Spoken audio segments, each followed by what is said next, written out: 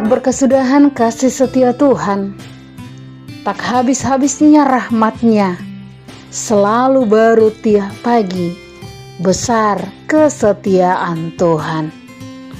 Di situasi yang semakin hari semakin bertambah jumlah korban yang terinfeksi COVID-19, Tuhan masih memberikan kasih setia-Nya, perlindungan-Nya yang begitu nyata bagi kita, hingga pada saat ini kita masih memperoleh keselamatan. Semuanya adalah bukan karena kuat dan hebat kita, tetapi hanya karena anugerah Dia semata. Pada saat ini, mari kita datang ke hadapan Tuhan untuk mendengarkan sapaan kebenaran firman Tuhan yang menjadi kekuatan kita di dalam menjalani kehidupan kita dari hari lepas hari, sehingga kita memperoleh kemenangan untuk melawan virus yang melanda, bahkan saat kita menghadapi pergumulan demi pergumulan dalam hidup kita. Tapi terlebih dahulu kita rendahkan hati kita di hadapan Tuhan, kita berdoa. Damai sejahtera Allah yang melampaui segala akal dan pikiran kamu sekalian, itulah yang memberikan kepada kita semuanya hati yang damai untuk mendengarkan kebenaran sabda Tuhan pada saat ini. Amin. Firman Tuhan yang menyapa kita pada saat ini melalui pertanyaan ini diambil dari Roma pasal yang ke-15 ayat yang ke-7 sampai ayat yang ke-13. Roma pasal yang ke-15 ayat yang ke-7 sampai ayat yang ke-13 kami baca untuk kita semua, dan kita boleh mengikuti di dalam hati kita masing-masing. Sebab itu, terimalah satu akan yang lain, sama seperti Kristus juga telah menerima kita untuk kemuliaan Allah. Yang aku maksudkan ialah bahwa oleh karena kebenaran Allah, Kristus telah menjadi pelayan orang-orang bersunat untuk mengokohkan janji yang telah diberikannya kepada nenek moyang kita, dan untuk memungkinkan bangsa-bangsa supaya mereka memuliakan Allah karena rahmat-Nya, seperti ada tertulis, sebab itu aku akan memuliakan engkau di antara bangsa-bangsa, dan menyanyikan mazmur bagi namamu. Dan selanjutnya, bersukacitalah hai bangsa-bangsa dengan umat-Nya. Dan lagi, pujilah Tuhan hai kamu semua bangsa-bangsa, dan biarlah segala suku bangsa memuji Dia. Dan selanjutnya kata Yesus, taruk dari pangkal Isai akan terbit, dan Ia akan bangkit untuk memerintah bangsa-bangsa, dan kepadanya lah bangsa-bangsa akan menaruh harapan. Semoga Allah, sumber pengharapan, memenuhi kamu dengan segala sukacita dan damai sejahtera dalam iman kamu, supaya oleh kekuatan Roh Kudus kamu berlimpah-limpah dalam pengharapan. Sedemikian jauh pembacaan kebenaran firman Tuhan. Bapak, Ibu, saudara-saudariku yang terkasih di dalam nama Tuhan Yesus Kristus, ada ungkapan yang mengatakan berbeda itu indah. Bila tuts piano tidak berwarna hitam putih, pasti tidak akan terdengar musik yang mengalun indah darinya.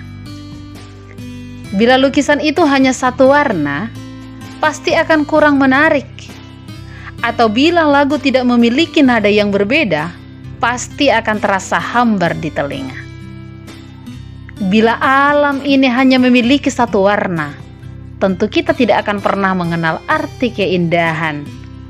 Dan bila rasa itu hanya satu, pastinya kita akan pernah tidak akan pernah merasakan nikmat itu apa. Dan hal yang paling ekstrem, bila semua manusia dilahirkan dengan bentuk dan rupa yang sama, tentu kita tidak akan pernah merasakan indahnya cinta. Itulah indahnya perbedaan. Bapak, Ibu, saudara-saudariku yang terkasih, saya ingin mengajak kita semua untuk merenungkan bahwa betapa perbedaan itu sangat berarti dalam kehidupan kita. Karena mampu menciptakan keindahan, mampu menciptakan kekuatan, mampu menciptakan kebahagiaan. Sering sekali kita memandang perbedaan itu sebagai suatu momok, perbedaan itu sebagai suatu ancaman yang menakutkan, sehingga kita tidak jarang saling menentang karena perbedaan, bahkan saling melenyapkan, bahkan melenyapkan orang yang memiliki kepercayaan dan paham yang berbeda dengan kita. Tema yang sampai bagi kita seperti tema minggu pada saat ini adalah menjadi berkat dalam kepelbagaian. Berbeda itu indah, maka hargailah perbedaan. Bapak, Ibu, saudara-saudariku yang terkasih di dalam nama Tuhan Yesus Kristus. Suatu hari di sebuah hutan hiduplah berbagai binatang yang menikmati hari-harinya dengan indah. Saat itu ada seekor monyet yang dengan bahagianya dia, dengan lincahnya dia menarik ke sana kemari, dia bergelantungan ke sana kemari, dia melompat dari pohon yang satu ke pohon yang lainnya. Dan karena terlalu bersemangatnya, akhirnya dia pun jatuh. Si monyet kesakitan, bahkan dia tidak bisa lagi berjalan karena kakinya telah patah. Dia menangis. Aku tidak bisa berdiri. Aku lagi tidak bisa berjalan. Aku tidak bisa lagi melompat. Aku tidak bisa lagi bergelantungan. Itulah suara tangisan dia dengan sedihnya. Dan saat dia meratapi dirinya yang sedang kesakitan, tiba-tiba ada suara menabrak di balik semak-semak dia duduk. Tolong, tolong, apakah ada hewan lain yang bisa menolong aku? Si monyet mendengar suara itu dan dia berhenti menangis. Ia berkata, siapa itu yang meminta tolong? Seekor kancil menjawab, aku kancil. Mataku terkena tetesan buah beracun. Aku tidak bisa lagi melihat. Jadi aku berjalan menabrak-nabrak. Badanku sakit semuanya. Oh kancil, aku monyet, kata si monyet. Aku juga baru saja jatuh dari pohon yang tinggi itu. Aku tidak bisa berjalan. Aku tidak bisa lagi melompat. Aku tidak bisa lagi bergelantungan. Bagaimana bisa kita untuk mencari makan kalau sudah begini keadaannya? Bisa-bisa kita akan mati di sini, kata si monyet. Mereka berdua menangis bersama-sama. Si kancil kemudian terdiam dan dia berkata, hei monyet, yang sakit tadi kan kakimu. Matamu kan sehatnya, katanya. Iya, kata si monyet. Lalu si kancil menyambung lagi. Aku yang sakit mataku, tetapi kakiku kan sehatnya. Bagaimana kalau kita saling membantu saja, katanya. Kita bisa mencari makan bersama-sama. Jika aku membantumu berjalan, dan kamu membantuku melihat. Wow, iya ya, betul juga kamu kancil.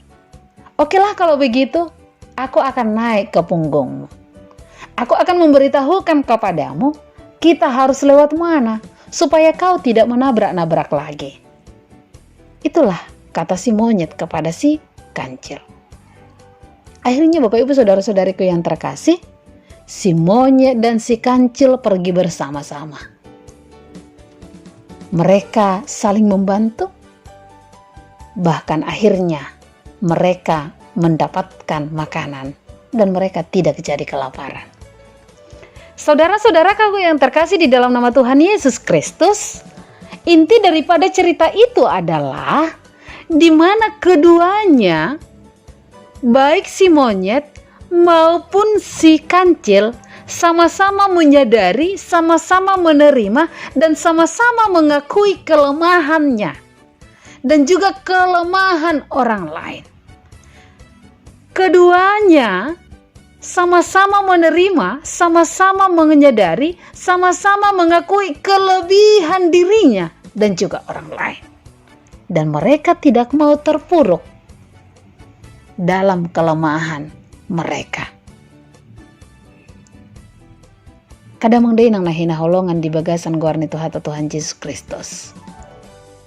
Di sana boleh kita lihat di dalam perbedaan mereka, di dalam sakitnya yang mereka hadapi, di dalam pergumulan mereka, mereka saling menolong, saling membantu satu dengan yang lainnya. Bapak Ibu saudara-saudariku yang terkasih di dalam nama Tuhan Yesus Kristus, sama seperti yang dikatakan oleh Rasul Paulus kepada jemaat yang di Roma dalam teks kita pada saat ini. Kalau kita bisa membaca sebelum nats kita ini dari ayat yang pertama sampai ayat yang ke-6, di situ kita bisa melihat tentang nasihat Paulus kepada golongan yang kuat untuk menolong golongan yang tidak kuat. Dan di ayat yang ke-7 sampai yang ke-13, Paulus berbicara kepada dua golongan, yaitu Yahudi dan non-Yahudi, untuk saling menerima satu dengan yang lain. Paulus menuliskan surat ini untuk menasehati jemaat di Roma yang sedang mengalami permasalahan. Paulus menyampaikan agar dalam jemaat tidak ada perpecahan, dalam jemaat tidak ada pengelompokan, baik orang Yahudi maupun orang non-Yahudi, baik golongan yang kuat maupun golongan yang lemah. Paulus ingin agar setiap jemaat dapat bersatu, setiap jemaat menghindari perpecahan, dan setiap jemaat mereka harus membentuk persekutuan yang berkenan di hadapan Tuhan. Demikian juga kepada kita pada saat ini yang mendengarkan teks ini. Kita harus dapat menciptakan persekutuan yang berkenan untuk memuliakan Allah di tengah-tengah kepelbagaian kita, di tengah-tengah perbedaan kita. Dan disinilah dalam teks ini Rasul Paulus mengajak agar kita meneladani Yesus Kristus yang sudah mengabdikan dirinya, yang sudah memberikan dirinya untuk menyelamatkan, karena Yesus Kristus adalah keselamatan yang telah karena Yesus Kristus adalah jalan satu-satunya keselamatan itu, dan harapan Dia keselamatan itu dimiliki oleh semua orang, semua bangsa, tanpa kenal status, tanpa kenal suku, tanpa kenal kelemahan dan lainnya. Tapi Yesus memberikan keselamatan itu kepada semua bangsa secara universal, supaya semua bangsa memuji dan menyembah Tuhan. Itulah tujuan yang dilakukan oleh Yesus Kristus. Damang dainang nahina holongan di bagasan guarni Tuhan Yesus Kristus. Surat Paulus ini merindukan, mengingatkan kepada orang Yahudi, non-Yahudi untuk bisa menerima, kepada orang yang kuat dan orang yang lemah untuk saling menerima. Dan Paulus menegaskan supaya gereja menjadi satu. Mereka menjadi satu. Orang yang lemah imannya, orang yang kuat imannya, bisa dipersatukan menjadi satu tubuh di dalam satu gereja. Dan di sanalah mereka harus saling menerima dan saling menolong satu dengan yang lain. Bapak Ibu Saudara-saudariku yang terkasih di dalam nama Tuhan Yesus Kristus, dalam kehidupan kita ini tidak jarang ya perbedaan menjadi jurang pemisah bagi kita. Entah itu di tengah-tengah gereja, entah itu di tengah-tengah keluarga, entah itu di tengah-tengah pekerjaan kita, entah itu di tengah-tengah lingkungan kita, banyak yang menjadi pemicu perpecahan kita. Banyak yang menjadi jurang pemisah kita. Entah itu karena kedewasaan dan ketidakdewasaan secara rohani, entah itu karena ekonomi, entah itu karena pendidikan, entah itu karena suku, entah itu karena budaya, entah itu karena agama, dan tidak jarang muncul masalah dari adanya jurang pemisah tersebut. Dan kita sulit untuk menerima satu dengan yang lainnya di dalam kepelbagaian itu. Mari kita ingat bahwa Yesus telah menawarkan keselamatan itu berlaku untuk siapa saja. Sekali lagi, jika Kristus yang adalah Tuhan menganggap semua orang penting dan perlu diselamatkan, mengapa kita harus memilih-milih? Jika Kristus adalah Tuhan, bisa menerima setiap orang yang datang kepadanya, kenapa kita sulit untuk menerima saudara-saudara kita yang berbeda dengan kita? Menerima seperti Kristus telah menerima kita, sehingga kita menciptakan persekutuan yang memuliakan Allah. Bukankah kita sama dengan orang lain yang memiliki kelemahan dan kekurangan? Amat sangat disayangkan ketika kita merasa bahwa kita lebih daripada orang lain, sehingga kita memandang orang lain itu lebih rendah dari kita dan kita tidak mau menerima dia. Ingat Bapak Ibu Saudara-saudariku yang terkasih, orang-orang yang percaya di dalam Tuhan, kita semua, kita adalah sebagai satu tubuh di dalam Kristus, harus mengikuti teladan Kristus, harus menerima orang lain sama seperti Kristus telah menerima kita semua. Orang yang kuat imannya harus menerima orang yang lemah imannya. Orang yang kuat secara materi harus menerima orang yang lemah secara materi. Dengan begitu kita dapat menjadi satu, tidak tercerai-berai, tidak terpisah, tetapi kita akan bersatu di dalam Kristus. Maka kita akan menerima satu dengan yang lainnya di tengah-tengah kepelbagaian itu. Bahkan setiap keberadaan kita, setiap kelemahan kita, itu menjadi jalan bagi kita untuk saling menerima, saling melengkapi, saling membantu satu dengan yang lainnya. Seperti yang tertulis dalam ayat yang ke-7 di dalam teks kita pada saat ini, sebab itu terimalah satu dengan akan yang lain, sama seperti Kristus juga telah menerima kita untuk kemuliaan Allah. Ayat ini mengajarkan kita Bapak Ibu Saudara-saudariku yang terkasih, bagaimana agar kita saling menerima. Saling menerima artinya adalah saling memahami, saling membutuhkan, saling menghargai, saling menopang, saling menyukai, dan lain sebagainya. Memang ini tidaklah hal yang mudah. Mungkin banyak di antara kita yang ingin diterima orang lain, tetapi maukah kita untuk menerima orang lain? Di sini dibutuhkan adalah bagaimana kita saling menerima, harus ada timbal balik. Kita harus menjadi satu di dalam Kristus. Bagaimana kita menguatkan orang yang lemah, bagaimana kita menolong orang yang lemah, dan bagaimana kita melakukan persekutuan kita untuk kemuliaan Allah. Inilah fokus perenungan kita pada saat ini. Bagaimana agar kita dapat membentuk persekutuan yang memuliakan Allah. Jadilah berkat di dalam kepelbagaian kita.